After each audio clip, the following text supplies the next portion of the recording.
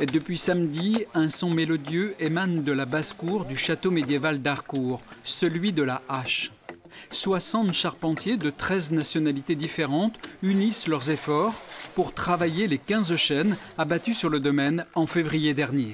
Les charpentiers sans frontières sont en train de reconstituer la passerelle de bois du château d'Harcourt qui permet d'accéder de la basse-cour à la haute-cour. Et que l'on va reconstituer parce que le précédent qui avait été taillé il y a, on va dire, une trentaine d'années n'avait pas été particulièrement bien réussi et avait pourri très très rapidement. Ces artistes du bois sont estoniens, moldaves, anglais, canadiens, français. Ils viennent travailler bénévolement et paient leurs frais de déplacement. Mike a 35 ans. Il est charpentier dans le Vermont, aux États-Unis. Pour moi, c'est vraiment intéressant de venir en Europe pour faire les chantiers historiques comme ça. Après, il y a aussi l'ambiance entre nous, les charpentiers, qui sont passionnés par l'histoire et pour le vrai bois. Donc j'aime bien aussi cette ambiance et cette fraternité.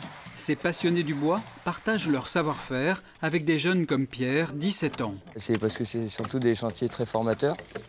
C'est pour ça que je suis venu, pour apprendre. Qu'est-ce qu'on apprend sur un chantier comme celui-ci? On apprend à vivre un peu ensemble et puis à travailler de la hache, une technique qu'on voit plus beaucoup, quoi. Ces artisans travaillent entièrement à la main, sans aucun usage de machine. Équarrissage, sciage, tracé, taille du bois, assemblage des différentes pièces. Dans quelques jours, la passerelle sera terminée. Pendant tout ce chantier, les portes du domaine d'Harcourt seront ouvertes gratuitement afin d'observer le travail extraordinaire des charpentiers sans frontières.